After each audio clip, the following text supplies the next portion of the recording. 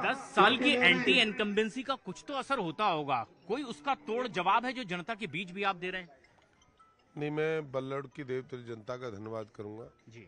2014 में इन्होंने मुझे विधायक बनाया, 2019 में बनाया और 2024 में बनाया। ये लोगों को बल्लड़ की जनता का प्यार है। जहां आप खड़े ने नर्क भोगा है और भोगा ये हालत रही कि बहन पानी मांगते, मिट्टी मलबा मांगते थे। आज जाके देखिए, आप कहीं से निकल जाए शहर में, आरएमसी टेल की रोड मिलेंगे, आपको कोई कच्चा नहीं मिलेगा तो हमारा ही है कि हमने डाली थी, सीवर लाइन डलवाई थी, उसको भी आरएमसी हम कर रहे हैं। और लोगों की, मैं मानता हूं कि 10 साल का एंटी कम्बेंसी का प्रॉब्लम, पर मुझे लगा 2014-19 से बड़ा चुनाव है।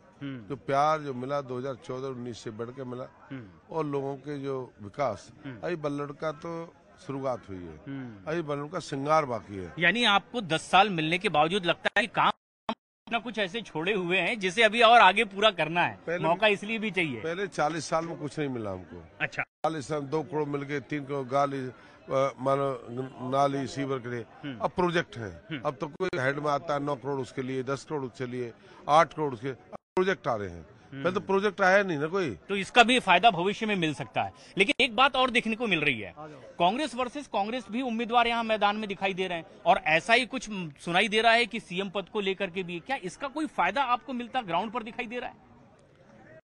नहीं, मेरा कहना है कि प्रत्याशी जो सामने है कांग्रेस के पहले भी रहे, बिल्कुल 14 में रहे, 19 में रहे, अब भी रहे, अब तो पिटे मोहरे हैं।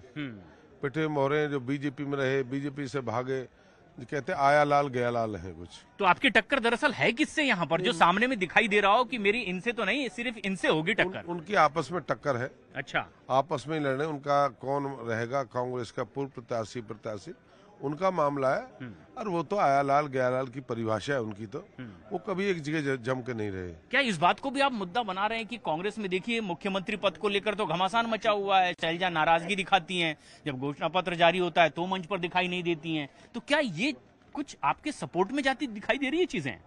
नहीं, कांग्रेस का अपना अंदरूनी माल है, पर कांग्रेस तो क्या है, किसी व्यक्ति को नहीं चाहती ना। बिल्कुल। बापू बेटे तो एक ही बात चाहते हैं, या बाप रहेगा बेटा रहेगा। वो तीसरे आदमी को नहीं चाहते, वो तीसरे किसी चौधरी का नाम नहीं ले सकते। शैलजा की तो बात छोड़ी बेचारी की, शैलजा को तो एक आंख फूटी नहीं देखना चाहते। वो तो चाहते बापू बेटा के अलावा हरियाणा में कोई हो नहीं, हम ही हो। कहते हैं ना, रामन जैसा एंकर मैं है उनमें, और मैं उनका 14 में लेकर 19 में और 24 में फिर भारतीय जनता पार्टी तीसरी बार नायब सैनी जैसे प्रदेश के मुख्यमंत्री बनेंगे। उनके नेतृत्व तीसरी बार सरकार बनेगी। आम व्यक्ति चाहता है कि नायब सिंह की सरकार। एक अंदाजा जो आपका आ रहा है कि बीजेपी कितनी सीटें जीतती दिखाई दे रही है, एक अंदाजा, क्योंकि आप नेता हैं? नहीं, पूर्ण बहुमत के आंकड़े समय समय बदलते हैं, रोज पल बदलता है, चुनाव वाले दिन बदलता है। आज का आंकड़ा है, कल का आंकड़ा है, तो मैं मानता हूँ जिस दिन वोट के बाद भारतीय जनता पार्टी पूर्ण बहुमत की सरकार बनेगी।